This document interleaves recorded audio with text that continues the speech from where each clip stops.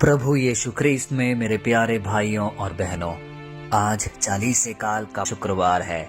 यह दिन हमें धीरे धीरे उस रास्ते पर ले जाता है जहां हम सिर्फ कहानी नहीं सुनते बल्कि अपने दिल से महसूस करते हैं कि किस प्रकार प्रभु ने हमारे लिए क्या कुछ नहीं सहा, कितनी प्रताड़नाएं सही, कितना अपमान सहा, सिर्फ आपके और मेरे लिए। क्रूस का मार्ग केवल 14 पड़ावों की यात्रा मात्र नहीं है, यह हमारे जीवन की एक कटु सत्य है, एक अनमोल कहानी है जिसमें दर्द, अस्वीकार, गिरना, उठना, रोना, सहारा देना, सब कुछ इसमें समन्वय है और अंत में एक बड़ी प्रत्याशा की ओर क्रूस हमें लेकर चलती है। चालीसे काल के इन दिनों में जब हम उपवास करते हैं, संयम रखते हैं और मनन करते हैं, तब क्रूस का मार्ग हमें सिखाता है कि प्रेम त्याग से अलग नहीं है।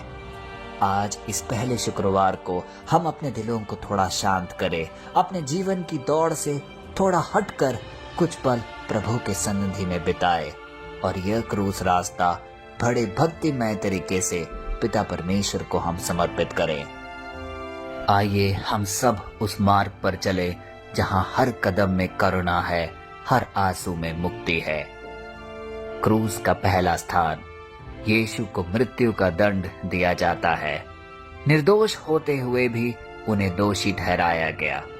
भीड़ लगातार चिल्ला रही थी पर सत्य चुप था, क्योंकि सब कुछ देखकर भी प्रभु यीशु शांत थे, क्योंकि उन्हें पता था उनके साथ क्या कुछ घटने वाला है।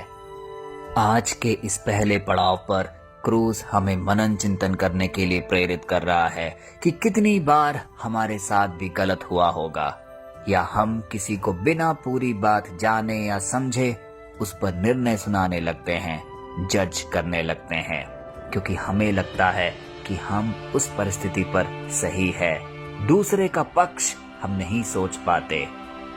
क्रूस का ये पहला स्थान हम सब के लिए एक गहरे आत्मविश्लेषण का समय है, क्योंकि यह हमें याद दिला रहा है क्या ऐसे कोई मौके आए जिसमें हमने गलत निर्णय किसी के प्रति सुनाया हो या किसी को गलत स्थिति में डाला हो।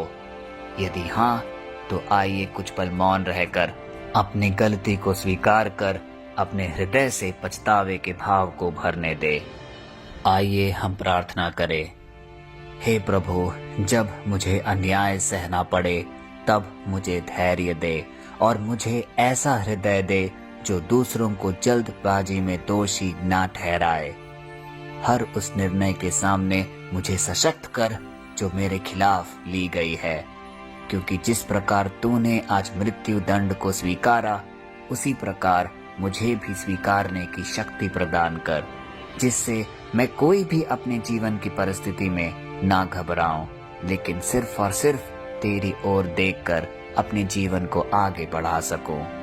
क्रूस का दूसरा स्थान, यीशु अपने कंधों पर क्रूस उठाते हैं। उन्होंने भागने की कोशिश नहीं की। सोचिए उस समय कितनी यातनाएं वो सह रहे थे। खून हर जगह उनके शरीर में लिपटा हुआ था। हर घाव उनको भीषण यातनाएं और दर्द दे रहा था और ठीक उसके बीच वो क्रूस को अपनाते हैं, क्रूस को अपने कंधों पर उठा लेते हैं। आज मनन चिंतन की बात यह है कि हमारे जीवन में भी जिम्मेदारियां हैं। अलग अलग प्रकार की जिम्मेदारियां हर दिन हम अपने जीवन में उठा रहे हैं। परिवार की, काम की, रिश्तों की। कभी कभी वे भारी लगते हैं, असहनीय लगते हैं। कई बार तो ऐसा होता है कि हम थक कर हार जाते हैं। एक अकेले कमरे में यह सोचकर व्यथित होते हैं कि अब आगे मेरा गुजारा कैसे होगा, अब यह मेरी बीमारी कैसे मुझसे छूटेगी, इस आर्थिक संकट से मैं अपने को कैसे उभार पाऊंगा।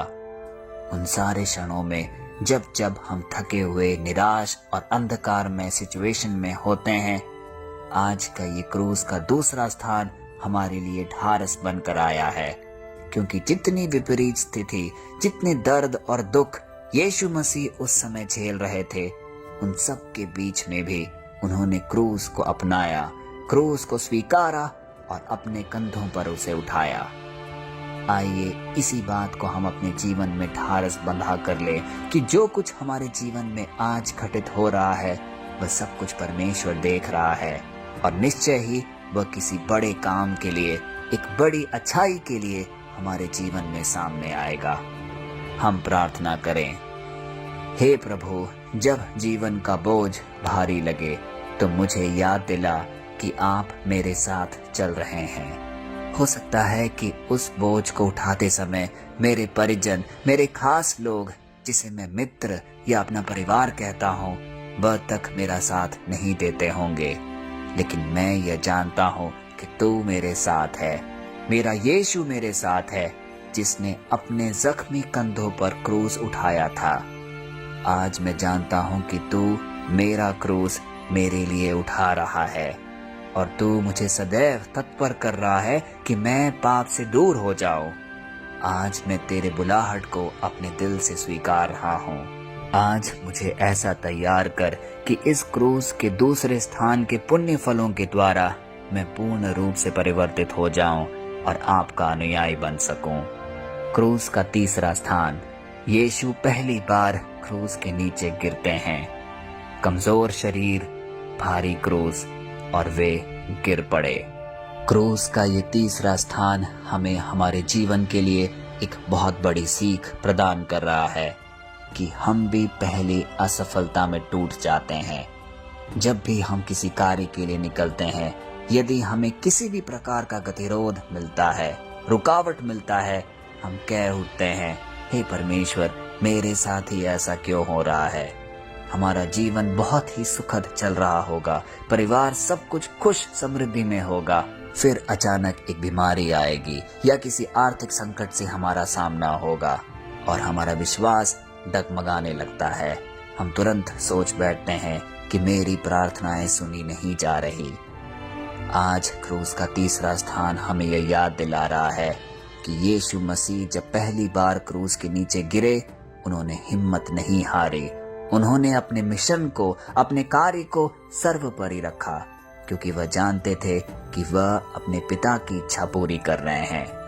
इसी प्रकार जब भी हमारे जीवन में किसी भी प्रकार की दुर्घटना या कोई बीमारी या कोई आर्थिक संकट आए, हमें अपने पूर्ण हृदय से प्रार्थना की ओर आगे बढ़ना है, परमेश्वर की कृपा की ओर उन्मुख होना है, क्योंकि यही वह सारी परिस्थितियां हैं जो हमें आगे सफलता की ओर लेकर जाएगा।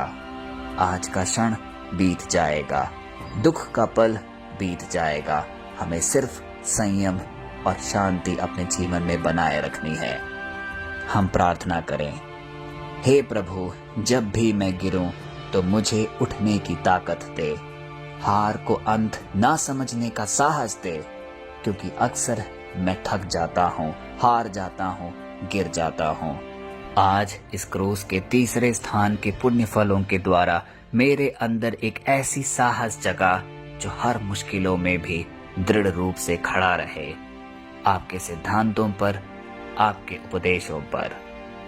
क्रूस का चौथा स्थान, यीशु अपनी माता मरियम से मिलते हैं। दोनों की आंखों में आंसू थे, पर शब्द कम थे। आज इस चौथे क्रूस के स्थान में हमें यह मनन चिंतन करना है कि हमारे माता पिता हमारे लिए क्या कुछ नहीं करते। हमारे जन्म से लेकर हमारे हर एक पड़ाव में हमारे साथ रहते हैं। वह हमेशा यह सोचते हैं कि किस प्रकार हम अपने जीवन में आगे बढ़ते चले, नई से नई मुकाम हासिल करें, खुशी रहे, समृद्ध रहे। लेकिन सोचिए, यीशु मसीह के साथ क्या कुछ उस समय घटा होगा जब वह क्रूस को लेकर जा रहे थे, क्रूस के नीचे गिरे। यह सब कौन देख रहा था? उनकी माता मरियम। जब माता मरियम ने देखा कि उनका बेटा इतनी तड़प में अपने जीवन जी रहा है, बार बार क्रूस के नीचे गिर रहा है, सोचिए कितनी वेदनाएं उमड़ी होंगी, कितना दर्द छलका होगा। माता पिता का दर्द अक्सर शब्दों में नहीं होता, बस महसूस किया जाता है।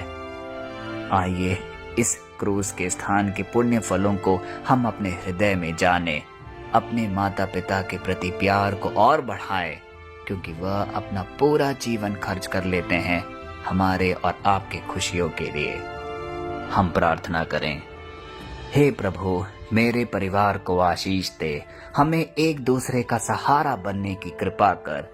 जहाँ भी कोई मनभेद या कोई मुठभेड़ होते हैं, उन सबको मेरे जीवन से अलग कर। हे प्रभु, मेरे परिवार को आशीष दे, हमें एक दूसरे का सहारा बनने की कृपा दे, क्योंकि वही है जो मेरे अपने हैं, वही है जो मेरे हर दुख में मेरे साथ रहते हैं।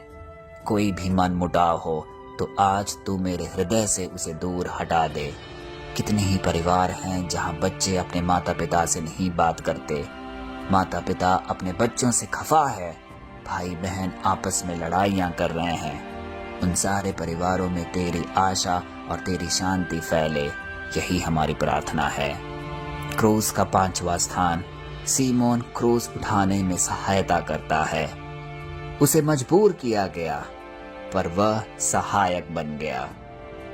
आज का ये 5वां क्रूस का स्थान हमें यह दर्शाता है कि किस प्रकार सीमोन, जो कि यह सब कुछ देख रहा था, यीशु मसीह क्रूस को लेते आगे बढ़ रहे थे, थके हुए थे, गिर रहे थे, अत्यंत पीड़ा में थे, और आसपास के सैनिक गण सीमोन को प्रेरित करते हैं कि तुम आगे आओ और क्रूस को उठाओ, क्योंकि वह जानते थे कि इस दयनीय अवस्था में यीशु मसीह ऊपर गोलगोथा पहाड़ी की चोटी तक नहीं पहुंच पाएंगे। वह क्रूर सैनिक यह नहीं देखना चाहते थे कि यीशु की मृत्यु पहले ही हो जाए, इसीलिए वह सीमोन को बाधित करते हैं कि तुम आगे बढ़ो, दबाव डालते हैं कि क्रूस को उठाओ। कभी कभी हम किसी की मदद मजबूरी में करते हैं। हो सकता है कि हमारा पूरा मन उसके लिए उस समय तैयार ना हो, पर वही पल हमारे जीवन को बदलने के लिए काफी है। और यही आज का 5वां क्रूस का स्थान हमें दर्शा रहा है कि कई बार हमें सहायता के लिए प्रेरित किया जाता है। हो सकता है कि उस क्षण में हम पूरी तरीके से तत्पर ना भी हो, लेकिन किसी की भी सहायता करने के पीछे एक अभिप्राय होता है, और वह हमें हमेशा हमारे जीवन में पूरा करना है। आइए हम प्रार्थना करें। हे प्रभु, मुझे दूसरों का सहारा बनने का दिल दे, चाहे परिस्थिति कैसी भी हो, चाहे मेरे आज के हालात कैसे भी हो, लेकिन मुझे इतना तत्पर बना कि जो कुछ मुझसे बन सके मैं दूसरों के लिए करूं। और मैं जानता हूं कि तू मुझे इसके लिए कृपा प्रदान करेगा, मुझे सशक्त करेगा, वह सारे सामग्री प्रदान करेगा जिससे मैं दूसरों के लिए एक सहायक बन पाऊं। क्रूस का 6वां स्थान वेरोनिका यीशु का चेहरा पोंछती है। सोचिए वह भाव जिसने वेरोनिका को एक रुमाल लिए यीशु के सामने खड़ा किया। भीड़ में एक साहसी महिला आगे बढ़ती है। आज के मनन चिंतन का बिंदु यह है कि छोटी सी दया का कार्य भी किसी के लिए एक बड़ी राहत बन सकती है। जरा सोचिए, उस समय यीशु मसीह का लहूलुहान चेहरा, खून टपकता हुआ, भरी दोपहरी में पसीना टपकता हुआ, और उस वेदना में एक महिला सामने आती है और अपने रुमाल से प्रभु यीशु का चेहरा पोंछती है, और उस करुणामय काम के कारण उस रुमाल में प्रभु यीशु का प्रतिबिंब छप जाता है। इससे हमें यह प्रेरणा मिलती है कि यदि हमें छोटा सा भी कार्य अपने जीवन में किसी के प्रति एक अच्छे भावना से करने की एक चेष्टा होती है, तो हमें वह निश्चय ही करना है। हमें यह नहीं सोचना है कि जब कुछ मेरे पास बड़ा होगा तब मैं किसी के लिए कुछ करूंगा। जैसे हम में से कई लोग ये सोचते हैं कि अभी तो मैं गरीब हूँ, मेरे पास संसाधन बहुत नियमित हैं, कम है, थोड़ा और पैसा कमाऊंगा और फिर किसी की सहायता करूंगा। लेकिन परमेश्वर आज हमें ये सिखा रहे हैं कि जो भी संसाधन तुम्हारे पास है, जितना भी धन या समृद्धि तुम्हारे पास है, उससे ही दूसरों की मदद करना शुरू कर दो, क्योंकि यह सारे छोटे छोटे काम तुम्हारे लिए आगे एक बड़ी पूंजी तैयार करेंगे। आइए हम प्रार्थना करें। हे प्रभु, मुझे करुणा का हृदय दे ताकि मैं दूसरों के आंसू पोंछ सकूं, दूसरों के दुख और दर्द को महसूस कर सकूं, क्योंकि इसी अवस्था में किसी समय में मैं भी गुजरा हूं। इस बात का मुझे हमेशा ज्ञात रहे। दूसरों के प्रति संवेदनाएं उस समय में प्रकट कर पाऊं जिस समय उसे उसकी सख्त आवश्यकता है। क्रूस का 7वां स्थान। यीशु दूसरी बार क्रूस के तले गिरते हैं। थकावट बढ़ रही थी, धूप गहरी थी और उसी दुख और पीड़ा में यीशु मसीह क्रूस के नीचे गिर जाते हैं। आज ये 7वां स्थान हमें यह मनन चिंतन करने के लिए प्रेरित कर रहा है कि हम भी तो कई बार वही गलती दोहराते रहते हैं। एक बार अपने गलत कर्मों के कारण, अपने पापों के कारण कहीं गिरते हैं और फिर वही पाप, वही गलती कर बैठते हैं। हमें इससे अपने आप को बचाना होगा, क्योंकि आज यीशु मसीह हमें यह सिखा रहे हैं कि किस प्रकार हमें जीवन में धैर्य, समझदारी और सहन शक्ति से अपना जीवन जीना है। क्योंकि हो सकता है कई बार हमारे जीवन में ऐसी परिस्थितियां आए जो हमें गिराए, हमें थकाए, लेकिन फिर भी हमें डटकर आगे बढ़ना है। हमें हर उस गलत कार्य को छोड़ना है जो कि हमें अंधकार की ओर लेकर जाती है, जो हमें गिराती है। और इस प्रकार यदि हम अपना जीवन जिएंगे तो निश्चय ही हम विजयी होकर उससे उभर पाएंगे। आइए हम प्रार्थना करें। हे प्रभु, मेरी कमजोरियों में मुझे आज तू सहारा दे। मुझे अपने प्रेम में स्थिर रख, क्योंकि मैं भी अपने कमजोरियों में कई बार गिरता रहता हूँ और हर बार थक हार कर अलग राह पर चल बैठता हूँ। जब भी मैं अपने जीवन में कष्ट या अंधकार का सामना करूँ, हे प्रभु, तू मुझे अपनी यह पीड़ा याद दिला। जिस प्रकार तू दूसरी बार क्रूस के तले गिरा और फिर तू उठा, क्योंकि तू उस बड़े कार्य को सार्थक करने के लिए लगातार प्रयत्नशील था। उसी प्रकार मुझे भी तू आज सशक्त कर दे।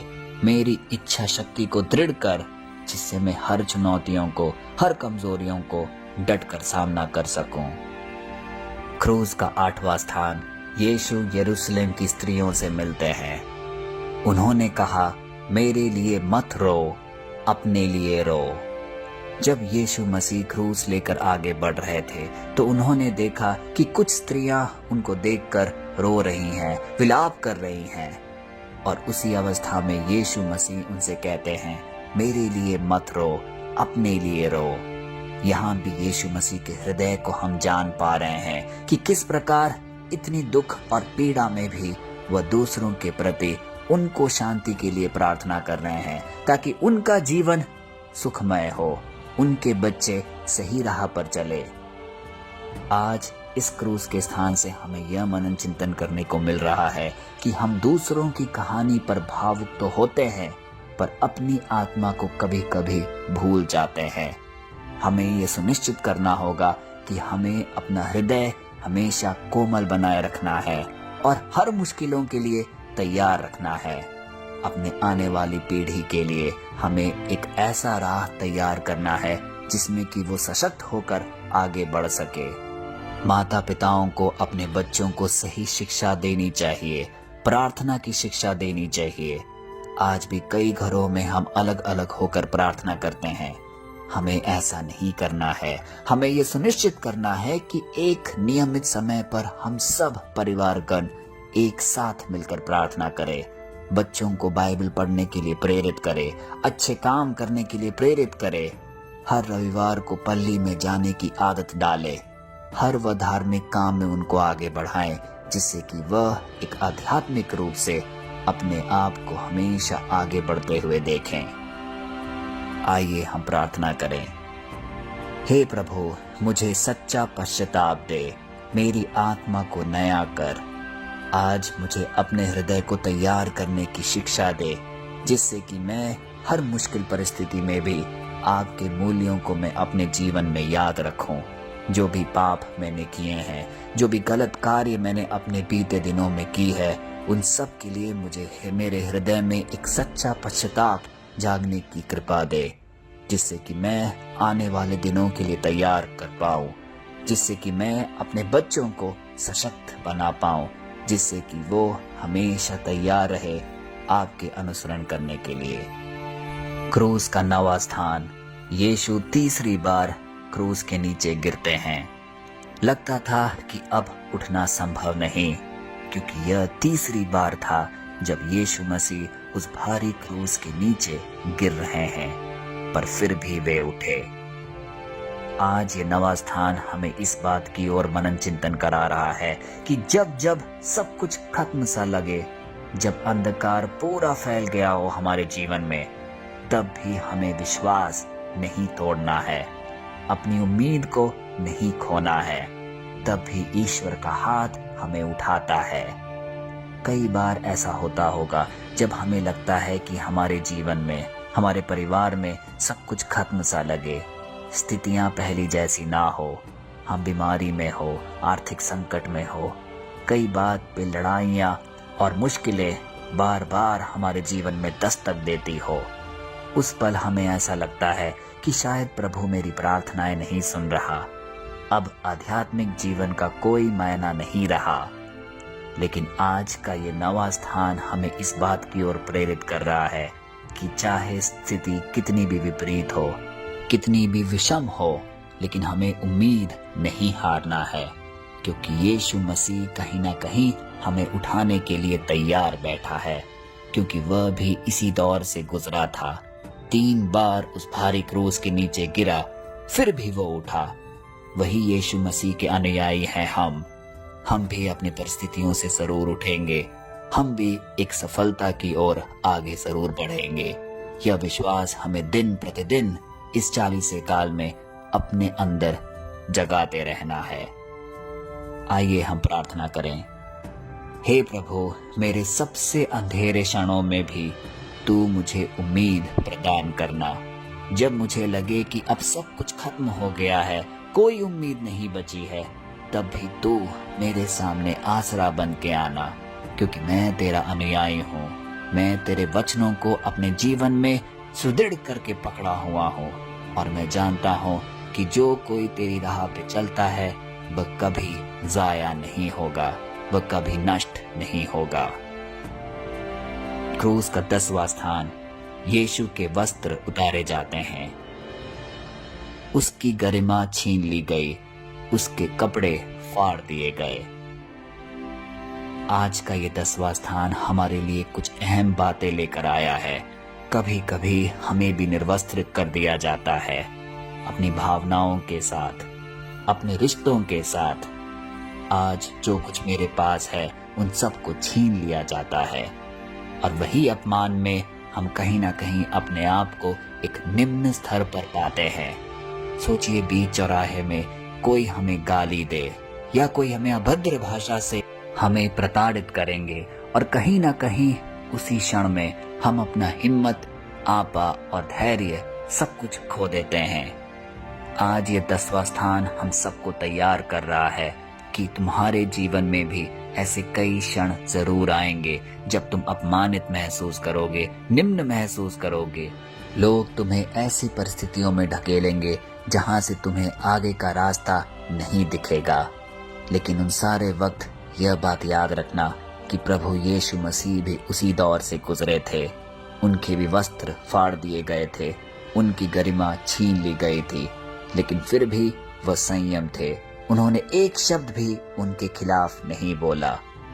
हो सकता है कि आज का ये स्थान हमें मजबूत करे, अपने अंदर से, अपने हृदय को सशक्त करने में मदद करे, कि जिस प्रकार प्रभु यीशु ने अपना संयम बनाए रखा, उसी प्रकार हम भी यह प्रयत्न करें कि हर मुश्किल घड़ी में सिर्फ और सिर्फ प्रार्थना, त्याग और विश्वास को अपना अहम बिंदु बनाएं।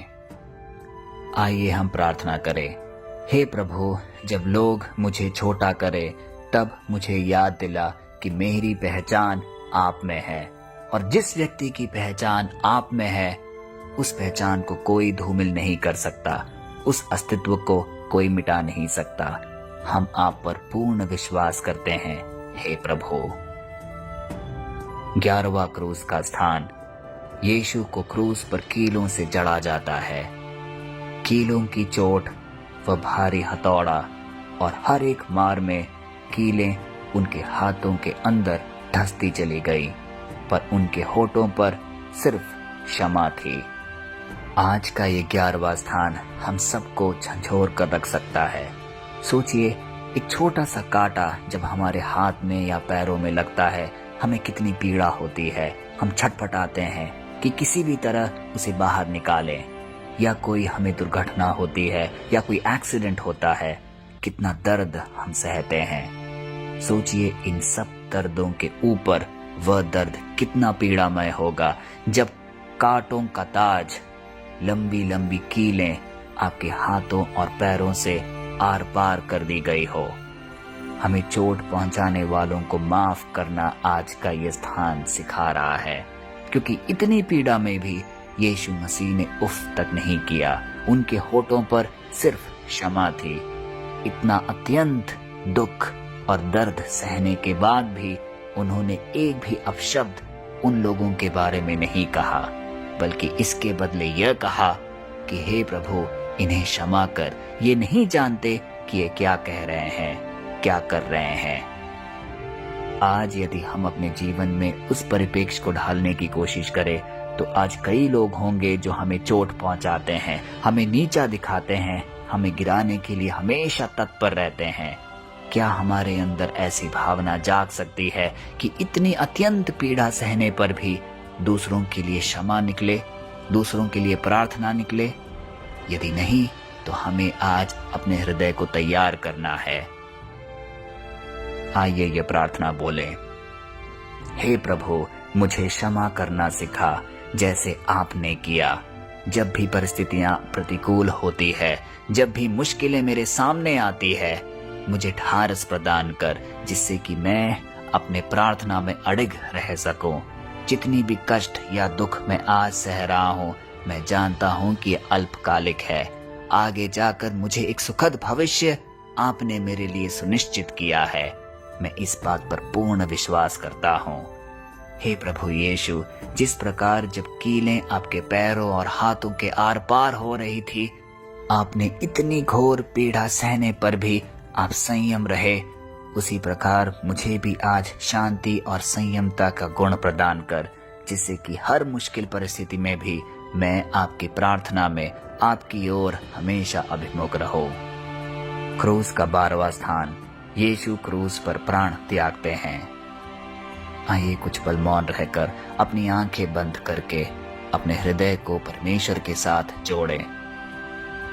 यही वह पल है जब प्रभु यीशु अपनी आत्मा को हमें दे गए थे और अपने पिता के पास चले गए थे। आकाश अंधकार में हुआ, हर जगह अंधकार फैल गया। प्रेम ने अपना सब कुछ मानव जाति के लिए त्याग दिया। आज का ये 12वां स्थान हम सबके हृदय को झंझोरता है और तैयार कर रहा है कि सच्चा प्रेम त्याग मांगता है। वह प्रेम ही क्या जिसमें त्याग ना हो, जिसमें बलिदान ना हो, और उसका सुंदर मूर्त है यीशु मसीह का प्रेम। एक ऐसा प्रेम जिसने उनको क्रूस पर लटका दिया, उनके प्राण उनको गंवाने पड़े, और ये सब किसके लिए? मेरे और आपके पापों के लिए। आज जब इस 40 काल में हम इस 12वें स्थान का अध्ययन कर रहे हैं, इस पर मनन चिंतन कर रहे हैं, तो प्रभु हमसे पूछ रहे हैं, मैंने जो सबसे बड़ा बलिदान तुम्हारे लिए दिया, क्या तुम अब भी उसी पाप में पड़े हो? क्या तुम अपने जीवन को मेरे साथ जोड़ने के लिए तैयार हो, या अपनी जीवन रीति को उसी शैली में रखे हो जैसे तुम बीते दिनों में थे? आइए अपने पूर्ण हृदय से ये दृढ़ संकल्प ले कि जिस मृत्यु को यीशु मसीह ने खुशी खुशी अपनाया, उसके पुण्य फलों के द्वारा हम आज अपने जीवन में वो परिवर्तन, वो पश्चाताप लेकर आए जो परमेश्वर हम में देखना चाहते हैं। आइए हम प्रार्थना करें। हे प्रभु, मुझे आज तू निस्वार्थ प्रेम करना सिखा। मेरे अंदर इतनी ताकत तो नहीं कि मैं किसी और के लिए मर जाऊं, किसी और के लिए अपना प्राण त्याग दूं, लेकिन हाँ, मुझे दूसरों के प्रति प्रेम, क्षमा और प्यार की भावना को जगाने की कृपा प्रदान कर, जिससे कि मैं दूसरों का भला चाहूं, अपने कर्मों के द्वारा, अपने कार्यों के द्वारा किसी का भी अहित ना करूं। सबके लिए सिर्फ अच्छी मनोकामनाएं करूं और जिस किसी ने भी मुझे चोट पहुंचाया है, मुझे दुख पहुंचाया है, मैं उनको क्षमा कर सकूं। ऐसी कृपा तू मुझे आज प्रदान कर। क्रूस का 13वां स्थान। यीशु का शरीर क्रूस से उतारा जाता है। माता की गोद में शांत शरीर रखा जाता है। आज इस 13वें स्थान पे हमें यह मनन चिंतन करना है कि जीवन में ऐसे पल जरूर आते हैं जब हम केवल मौन होकर रो सकते हैं। किसी अपनों का गुजरना, किसी दुर्घटना से हमारा सामना होना, किसी अत्यंत बड़ी बीमारी में हमारा पड़ना, इन सब मौकों में हम शांत हो जाते हैं। हम संयम नहीं रख पाते क्योंकि दुख की पीड़ा इतनी गहरी होती है कि वह हमारे जीवन में हमें अशांत कर देती है।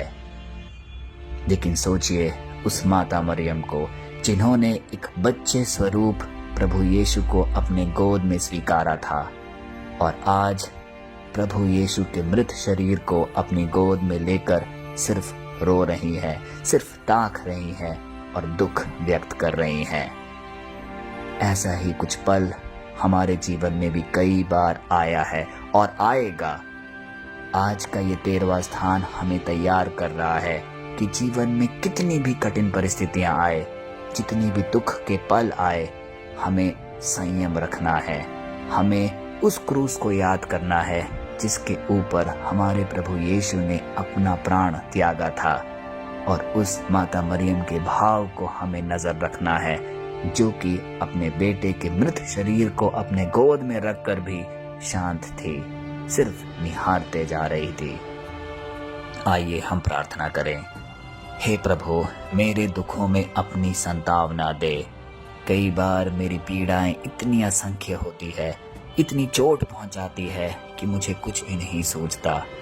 मेरे रोजमर्रा के काम भी बाधित हो जाते हैं। मैं किसी से बात नहीं करता, कई लोगों से तो झगड़ा मोल ले देता हूँ। लेकिन आज तू मुझे सशक्त कर कि दुख के उन घड़ियों में भी तू मेरे साथ है। मुझे संयम प्रदान कर, शांति प्रदान कर। क्रूस का 14वां स्थान। यीशु को कब्र में रखा जाता है। अब लगभग सब कुछ खत्म सा लग रहा था, पर यह अंत नहीं था। यह 14वां स्थान हम सब के लिए एक नई प्रत्याशा लेकर आया है कि हमारी जिंदगी में भी कब्र जैसे पल जरूर आएंगे और उसका आना अनिवार्य है। हो सकता है नौकरी का जाना, रिश्तों का टूटना, बीमारी का अचानक आ पड़ना, लेकिन इन सारे पलों में भी वह हमारा अंत नहीं निर्धारित कर सकता, क्योंकि ईश्वर वहीं से नया आरंभ हम सब के लिए करता है। जिस प्रकार यीशु मसीह को कब्र में रखा गया, वह उनका अंत नहीं था, लेकिन वहां से पुनरुत्थान प्राप्त करके वह अपने पिता के पास गए और फिर हम सब के लिए एक सहायक पवित्र आत्मा को प्रदान किए। इसी प्रकार उनका मरना हमारे लिए एक जीवन प्राप्त करने का क्षण बना। आज हम जिस अवस्था में होंगे, हो सकता है हमें लगे यही हमारा अंत है, लेकिन एक नई प्रत्याशा दरवाजे पर हम सब के लिए खड़ी है, क्योंकि प्रभु यीशु के पुनरुत्थान से हम सबको वह शक्ति मिली है कि हमारा अंत कोई निर्धारित नहीं कर सकता। हम सब अपने परमपिता परमेश्वर के हाथों में हैं और वही है जो हमारा न्याय करेगा, हमें अनंत जीवन प्रदान करेगा। आइए हम प्रार्थना करें। हे प्रभु, जब जब मैं अंधेरे में रहता हूँ तो मुझे तो विश्वास दे कि पुनरुत्थान की आशा, पुनरुत्थान की रोशनी मेरे समीप है। वो मुझे जरूर छुएगी और मेरा जीवन फिर से परिवर्तित हो जाएगा। इसी आस से मैं अपना हर दिन गुजारना चाहता हूँ। आपकी कृपा और अनुकंपा मेरे साथ हमेशा बनी रहे। आइए हम सब इस क्रूस यात्रा के अंतिम समर्पण प्रार्थना की ओर आगे बढ़ें।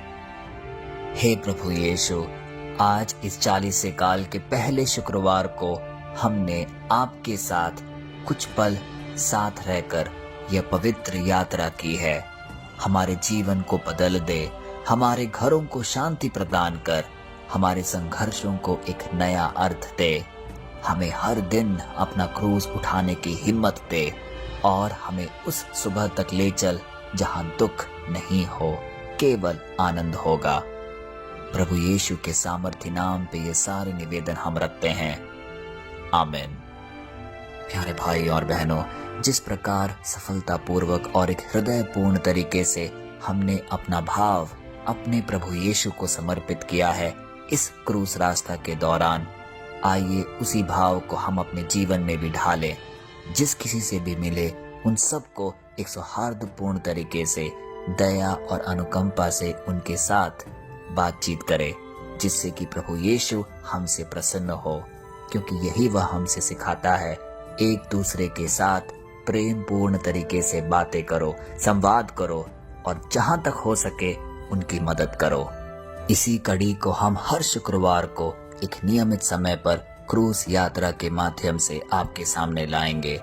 जहां तक हो सके ज्यादा से ज्यादा लोगों तक इस क्रूस यात्रा की प्रार्थना को आप बांटें, ताकि अनेकों अनेक हृदय प्रभु यीशु में सम्मिलित हो पाए और हम सब उस क्रूस की यात्रा करें जो कि हमारे प्रभु यीशु ने हम सब के पाप क्षमा के लिए उठाया।